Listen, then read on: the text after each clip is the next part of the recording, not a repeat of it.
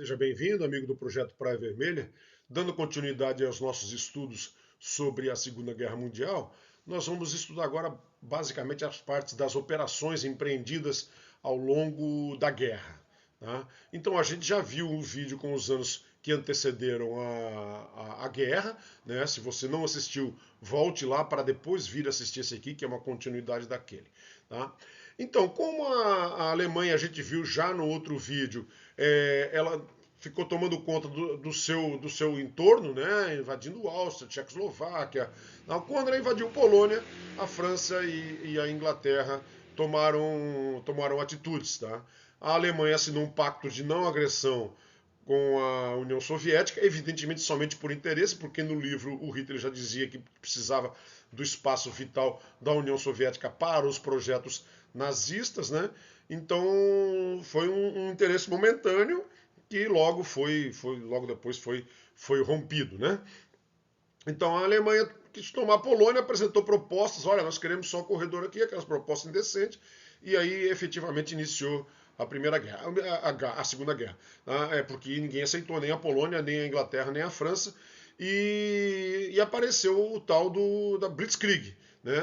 Uma tática de guerra pioneira, marcante, inesperada, surpreendente, e foi a tônica da Alemanha ao longo de toda a guerra, e realmente fez muito estrago. Né? Então, Hitler, é, depois de ter tomado a Polônia, como havia guerra contra a França e contra a Alemanha, eu acredito que ele já esperava. Né? A França tinha um dispositivo de defesa que julgava bastante eficaz, chamada linha Maginot, mas não deu nem para o cheiro. A Blitzkrieg foi e flanqueou pelo norte, né? Tomou a Bélgica, a Holanda e entrou pela França. Em poucos dias estava desfilando nas praças de Paris. Tá? E a Itália também ocupou uma parte de Paris, então as forças do eixo ocuparam, de Paris, uma parte da França, desculpe, as forças do eixo ocuparam toda a França rapidamente, e a França realmente foi um desastre nessa questão defensiva, e quem conseguiu fugir, fugiu com os ingleses na retirada de Dunkerque, né, porque tinha ingleses ali tentando defender a França, também não conseguiram se retirar, e alguns franceses foram junto, inclusive Charles de Gaulle, que foi o herói da Primeira Guerra, né? E ele passou a liderar a resistência francesa do exterior. Tá? A França mesmo foi dividida em duas partes, mas as duas partes sob domínio da força do eixo. Uma parte colaboracionista e uma parte efetivamente governada pela Alemanha. Vejam aqui, para esse desenho dá para ter uma ideia de como era a linha Maginot. Tá? Realmente era um conjunto de fortalezas aí bastante interessante, com túneis e tal, que a França julgava inexpugnável. Né? Então, quem tiver curiosidade, está aí como era o mecanismo das fortalezas da linha Maginot. Tá? A linha Maginot ela era mais forte ao sul, tá? Na divisa propriamente, na fronteira da França com a Alemanha, mas ela tinha fortificações bem mais fracas na divisa com a Bélgica. Não se imaginava que a Alemanha fosse ser tão rápida e tão eficiente invadindo a Bélgica em poucos dias, chegando na França, e isso realmente não foi esperado. Né? Aí a forma com que a Alemanha atacou, ela fez uma manobra de desbordamento, né? Também fixou ali na parte central, na própria fronteira, mas o grosso da sua tropa foi pelo norte, sem chance de resistência para o exército francês. A França foi dividida dessa forma, a parte norte toda ocupada pela Alemanha, efetivamente, e a França, conhecida como França de Vichy, era a França colaboracionista, a resistência, havia resistência interna, grupos de resistência, a gente sabe, a gente até vê filmes sobre isso, mas a resistência era chefiada por Charles de Gaulle por fora. Né? A Inglaterra, então, nessa fase ficou sozinha contra a Alemanha. Tá? Os planos da Alemanha eram efetivamente invadir a Inglaterra, mas a resistência, principalmente da Força Aérea inglesa, fez muito mais perdas do que a Luftwaffe, Força Aérea Alemã, imaginava, né? E não conseguiram ocupar Londres. Bombardearam, mas tinha uma tática de defesa que é bastante interessante, eram balões amarrados a cordas, né? E quando os aviões não viam essas coisas, os ataques normalmente eram noturnos para fugir da artilharia antiaérea, né? Eles esbarravam nessas essas correntes que seguravam os balões e caíam, né? Então, é uma tática bastante interessante, pouca gente conhece, né? Mas e também junto seguiu-se uma intensa batalha no mar, né? Da Marinha Imperial e da Kriegsmarine alemã, tá? Submarinos alemães que procuravam bloquear a entrada submarina da Inglaterra. Londres foi severamente castigada mesmo e foi difícil, mas resistiu até bastante heroicamente. Os Estados Unidos nesse momento ainda eram neutros, tá? Neutros, mas já apoiavam os ingleses e já viam que a coisa estava pipocando. Na verdade, o que aconteceu é que a Inglaterra, os Estados Unidos forneceu muito equipamento, né? Tanto para os alemães quanto para os chineses, e nada foi de graça. Então, todos os países acabaram ficando devendo para os Estados Unidos. Os Estados Unidos enriqueceu muito no começo, nos primeiros anos de guerra, porque ele não fazia parte da guerra, ele simplesmente fornecia e vendia, né? Então, o Hitler lançou uma ofensiva também contra a União Soviética. Depois que ele tomou a França, não conseguiu tomar a Inglaterra, mas foi para o seu projeto e ignorou a história, né? A história já desde Napoleão e antes, né? Que ninguém conseguia chegar a Moscou por causa do General Inverno e nada foi muito diferente, né? Então, Mussolini atacou a Grécia, mais ou menos, não conseguiu tomar com facilidade. A Alemanha foi lá e ajudou o Mussolini a tomar a Grécia, né? É, atacaram a Alemanha atacou na África também, tá? Onde a Inglaterra mandou um efetivo bastante grande para combater e a guerra também foi muito sangrenta, né? Porque a Itália, os ingleses queriam tirar as possessões italianas e a Alemanha foi lá para socorrer a Itália, tanto na África quanto na Grécia, né? E a campanha ali ficou bastante intensa também, tá? É, Detalhe que a campanha da Ilha de Creta foi uma campanha interessantíssima, muito famosa para quem é paraquedista aí, sabe que é uma batalha mais tradicional, onde envolveu um grande efetivo de paraquedistas alemães e forças aerotransportadas, tá? O contra-ataque alemão na África, então a força britânica atacou os italianos, os alemães contra-atacaram e obtiveram grandes ganhos contra os ingleses, e os ingleses acabaram recuando e se refugiaram e se retrancaram e fizeram uma posição defensiva muito forte no Egito, em particular na cidade de El Alamein. Nós vamos ver isso daqui a pouco. Tá? Então, ali um croquis aqui da forma como a Alemanha, indo já para leste em direção à Rússia, acabou aproveitando de passagem e invadindo a Grécia. Né? As forças inglesas que entraram na África, em particular no norte da África. Né? No Pacífico, então, os japoneses lançaram ataques contra as várias colônias que ali viam, né? Colônias dos diversos países europeus e dos Estados Unidos. O Japão começou a tomar todas, tá? E os alemães invadiram a União Soviética, então isso já em outro fronte, né? Batendo todos os exércitos da fronteira, chegou até Moscou, acabou tomando Moscou, mas ele não imaginava que tinha uma força de reserva já na Sibéria sendo construída, onde vários blindados foram feitos muito às pressas e realmente houve uma contraofensiva muito forte, uma reação fazendo a Alemanha desocupar Moscou e ocupar suas posições que estavam fora da cidade. Né? Essa contraofensiva foi muito pesada para os alemães e eles tiveram que enfrentar o rigorosíssimo inverno russo. Você pode ver que isso até hoje, na guerra contra a Ucrânia, teve uma parada para o inverno, porque é inviável mesmo qualquer tipo de batalha no meio da neve. Né? Então, a Alemanha ficou fora, acabou ficando fora da cidade durante o inverno, e isso custou muito. Os seus blindados não funcionavam e as pessoas morrendo de frio, e era bastante complicada a vida dos soldados alemães nesse momento da guerra. No Pacífico, então, os japoneses saíram tomando tudo, né? Até que eles sentiram que não tinha jeito. Os Estados Unidos iam acabar entrando e eles tentaram se antecipar e tentaram destruir a marinha dos Estados Unidos ancorada, né? E atacaram o Pearl Harbor e realmente conseguiram fazer um estrago bastante grande, né? Mas a partir daquele dia acabou despertando o gigante que estava adormecido ali e os Estados Unidos no dia seguinte declararam guerra e foi evidentemente um tiro no pé porque aí é, a guerra passou a ser efetivamente pender para o outro lado. Todo aquele processo de ataques, né, que já estava sendo detido um pouco pela Inglaterra, um pouco pela Rússia e também pela. É, agora ele ganhou muito mais vulto, né, com o apoio dos Estados Unidos. Tá? Então, os japoneses que conquistaram todos esses domínios começaram a ter que enfrentar aí, perderam principalmente uma batalha nessa ilha chamada o atol de Midway, onde realmente foi a primeira grande derrota japonesa que se seguiu a várias outras posteriormente. Na África, a Batalha de El Alamein, ali onde os ingleses se fixaram, né? E os alemães, eles mantinham a pressão sobre os ingleses, as perdas eram muito grandes, né? E comandadas pelo general Montgomery, na Inglaterra, e pelo Afrika Korps, pelo general Rommel, conhecido como a Raposa do Deserto.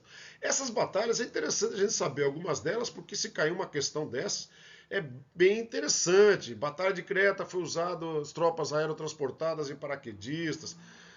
A Batalha de Alamein foi decisiva para transformar o cenário da guerra na África. Né? A batalha em Moscou foi bastante complicada para os alemães, a gente vai ver outros daqui para frente. Então, isso pode enriquecer uma questão de apresentar ou até mesmo uma questão de analisar. A gente pode demonstrar conhecimento, vocês sabem que isso aí é muito importante na prova.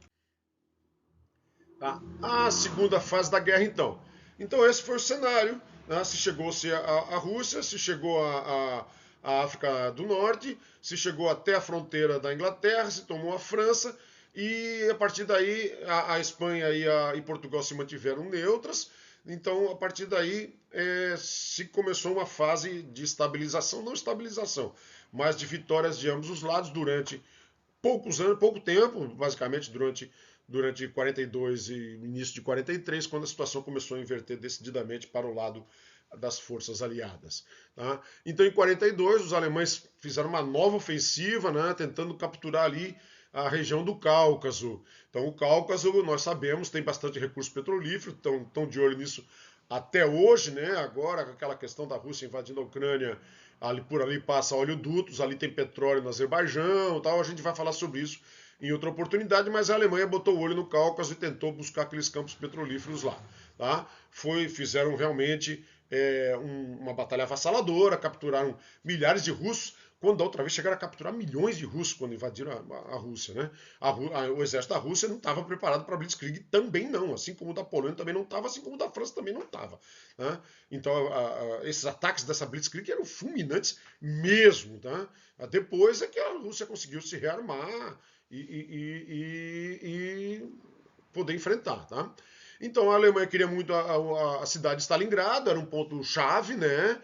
Onde teve violentíssimos sangrentos, né? Batalhas sangrentas, talvez tenha sido a batalha com mais mortes na história, estima-se em 2 milhões de mortos na região de Stalingrado. Tá?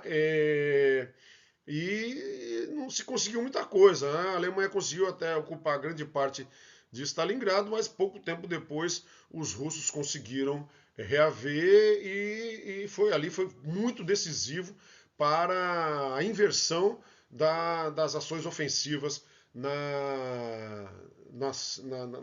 naquele fronte. Né? Então essa batalha, como você, El Alamein foi na África, ali Stalingrado foi na parte quase que na fronteira com a Ásia, ali né, na Europa Oriental. Né? Então, as forças alemãs já tinham tomado Stalingrado, mas os soviéticos conseguiram fazer uma contraofensiva e os alemães acabaram ficando reféns lá dentro e acabaram se rendendo junto com seus aliados, né, italianos, romenos, húngaros. E aí as forças aliadas efetivamente passaram a ofensiva contra as forças do eixo. Né? No Pacífico, as forças aliadas também começaram a conquistar as ilhas uma após uma, a ponto de os Estados Unidos começar a bombardear o Japão dessas ilhas que eles tinham tomado. E isso foi decisivo para que o Japão perdesse força, embora ele continuasse resistindo, como a gente sabe, ele resistiu até as bombas atômicas, que aí percebeu que não tinha mais jeito. Né? Então, aí com a ofensiva, logo após o dia D, né, antes mesmo do dia D, a Alemanha já começou a ser severamente bombardeada. né? Só que ainda não se tinha entrado em solo europeu, mas já em 1943 a Alemanha já era extremamente castigada, a população alemã começou a sentir muito na pele os efeitos da guerra. Então, a guerra na África terminou, tá? Já em 1943, as forças do eixo se renderam, né? Os soldados alemães e italianos foram capturados, tá? Muitos deles, né? Cerca de 250 mil, tá? E aí aquela força que estava sendo usada na África passou a ser usada no sul da Europa, em particular na Itália. Houve a invasão da Itália, onde nós sabemos aí que a Força Expedicionária Brasileira entrou e foi muito bem, né? Teve uma participação bastante interessante, tá? E a gente vai falar sobre isso em outro vídeo, evidentemente, um vídeo à parte só para esse aspecto. Quando a Itália perdeu, né? Mussolini caiu, né? Os alemães acabaram tomando a parte norte da Itália e montaram uma república socialista italiana e recolocaram Mussolini no poder e continuaram combatendo agora contra o governo oficial da Itália também. Tá? Então se enfrentou os alemães, os brasileiros enfrentaram os alemães, inclusive com o apoio do governo, que não tinha mais nada para apoiar, mas pelo menos tinha essa versão oficial de apoiar as tropas que estavam combatendo os alemães. Então, ainda assim, desastre de Stalingrado, a Alemanha não se deu por vencida, tá? Tentou mais um ataque na região de Kursk. Tá? Esse ataque na cidade de Kursk é conhecido como a batalha onde a maior batalha de blindados da história, tá? Foi uma espécie de último esforço, tá? Ao mesmo tempo, batalhas de submarinos, a Alemanha agora já estava perdendo a sua batalha no mar também, com a construção de novos equipamentos, o forte apoio da indústria norte-americana e com novas tecnologias, novas táticas de guerra, a Alemanha não estava mais conseguindo superar aqueles submarinos alemães maravilhosos, já ficaram obsoletos rapidamente. Tá? Então, com essa batalha de Kursk, os alemães acabaram perdendo a batalha, né? E efetivamente acabou qualquer potencial ofensivo na Alemanha. E a partir daí tentaram desesperadamente se defender, mas já se podia planejar como que ia ficar o final da guerra, porque a luta já estava vencida, era só uma questão de tempo, isso estava muito claro. Tá? E lá no Pacífico também os americanos continuavam tomando ilha após ilha. Uma grande batalha lá foi de Iwo Jima, acho que eu vou falar sobre ela daqui a pouco. Exatamente. E aí um dia decisivo foi 6 de junho de 1944, uma data bastante interessante, dia D, a invasão da Normandia pelas forças aliadas, né? Efetivos da Grã-Bretanha, Canadá, França, Estados Unidos, retomando o solo, que no final das contas é sempre o objetivo final, né? O solo, entrando em solo europeu pelo norte, tá? De uma manobra espetacular, histórica e talvez a maior, com certeza a maior manobra aeronaval da história, né? É, então, aí começou a liberação da França, tá? Abrindo caminho pela Normandia, tá? Obrigando o recuo das tropas nazistas. Tá? No Pacífico, os americanos libertaram as Filipinas, né? E veio a tática também conhecida, interessante, dos kamikazes, que jogavam seus aviões, seus pilotos suicidas jogavam seus aviões contra navios americanos, conseguiu afundar muitos navios americanos, o prejuízo não foi pequeno não. Tá? Mas quando as tropas aliadas estavam chegando no território alemão, a União Soviética ela conduziu uma grande ofensiva para os dois lados. Tá? Então a União Soviética não é boba nem nada, já viu que a Alemanha buscou avançar ao máximo tanto para o oeste como para o leste, já evidentemente planejando a posteriori suas áreas de influência, que foi o que aconteceu depois. Né? Então ela chegou até metade da Coreia, chegou na Manchúria, né? Então todas essas regiões ficaram sob a tutela do exército russo. Os caras não são fracos não. Tá? Então, Na Itália, as forças aliadas retomaram a ofensiva, a Força Expedicionária Brasileira fez grandes vitórias ali, né? Monte Castelo, Montese, tá? Prendeu uma divisão alemã inteira, com mais de 20 mil prisioneiros feitos pelo nosso esquadrão de cavalaria, né? No Pacífico, os americanos invadiram ilhas do território japonês e o grande, em particular Iwo Jima, né? Ali bem próximo já das ilhas principais do Japão, né? Com um grande número de baixas. Em 1945, em abril, os soviéticos invadiram, cercaram Berlim, tá? E o Hitler acabou cometendo suicídio. O Mussolini tinha acabado de morrer poucos dias antes. Então, aí sim, com a morte do Hitler, a Alemanha se rendeu. Tá? E a data de 8 de maio de 45 foi conhecida como o Dia da Vitória. Tá? A guerra acabou como o Dia da Vitória na Europa, mas na frente japonesa, na frente asiática, ela continuou por mais alguns meses, tá? Até agosto, na verdade, quando os Estados Unidos lançaram as bombas atômicas e fez com que o Japão se rendesse. Né? E tem um retratozinho de como ficaram as cidades de Hiroshima e de Nagasaki. Né? Com essas últimas operações se teve noção das atrocidades cometidas aí na guerra, né? Os campos de concentração realmente é um episódio lamentável da história humana que envergonha os alemães até hoje, né? Faziam essa desgraça aí com poloneses, com homossexuais, judeus, ciganos, etc. Quem não fosse contrário ao regime ia para um campo de concentração desse, se não morria de agentes químicos ou gases venenosos, morria, acabava morrendo de fome ou das doenças referentes à fome, né? Então, estima-se em torno de 12 milhões de mortos, possivelmente 6 milhões de judeus. Esses crimes foram julgados pelos aliados, né? Tribunal de Nuremberg, crime de guerra da Alemanha, mas, evidentemente, justiça nunca foi feita, né? Então, a Segunda Guerra Mundial foi o conflito mais brutal da história humana. Estima-se em 60 milhões de mortos, comparável também às ações comunistas posteriores, mas são mais disseminadas em vários locais. Né? A Segunda Guerra Mundial, realmente, como evento isolado, ela foi a maior letalidade da história, disparada. Né? Então, logo após os combates estarem resolvidos, houve 5 conferências, ou mesmo antes, né? Conferências ocorreram entre os aliados. A primeira conferência de Casablanca, né, com Roosevelt e Churchill, foi pedido para os aliados uma rendição incondicional e, na verdade, não serviu de nada, muita coisa não, porque o pedido não foi aceito e ficou por isso mesmo.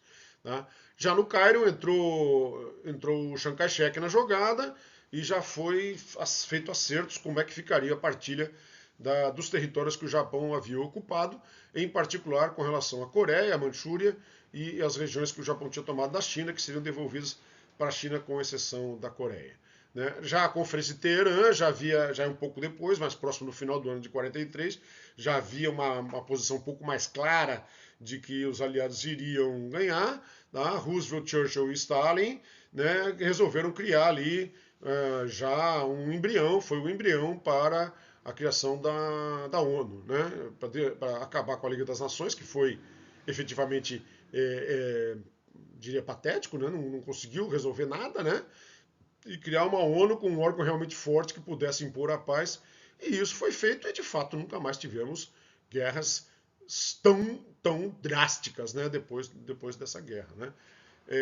A Conferência de Alta, também com os mesmos 3 grandes estadistas, né, eles já se reuniram em segredos para repartir, aí já considerando o que vai ser sobre influência russa ou soviética e o que vai ser sobre influência norte-americana, o que vai ser sobre os aliados, discutiram já como é que nós vamos partilhar os ganhos dessa guerra. Né?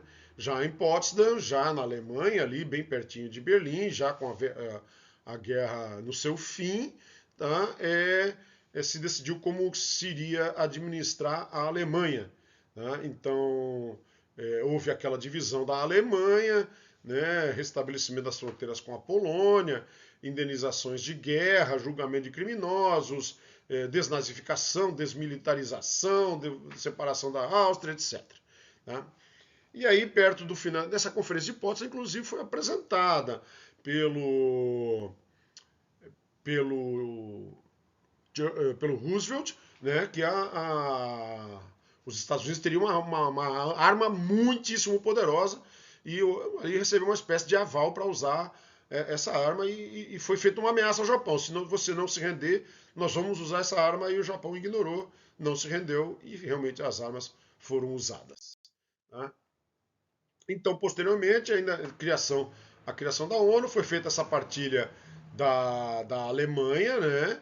A Alemanha é dividida em quatro, poucos anos depois as partes da área ocidental foram unificadas e se formou a Alemanha Ocidental, e a parte sob o controle russo montou a Alemanha Oriental. Berlim também havia se dividido em quatro zonas e acabou sendo dividido em duas, com aquele muro que é realmente uma ode à insanidade humana, né? Esse muro ficou durante mais de uma década lá, não, mais de 3 décadas, né? Separando famílias e casas e uma coisa realmente absolutamente insana, né? E aí foi criada a Alemanha Oriental, sob a tutela dos soviéticos, foi criada a Alemanha Ocidental, e com o tempo a gente sabe que a história que aconteceu, mas isso é assunto para depois. A Alemanha Ocidental se desenvolveu bastante, a Oriental, assim como todo o bloco comunista, teve uma certa estagnação política, então, mas isso é assunto para outra oportunidade. Ok, gente, sobre as operações durante a Segunda Guerra Mundial era isso. Obrigado por terem ficado comigo. Até a próxima e um forte abraço.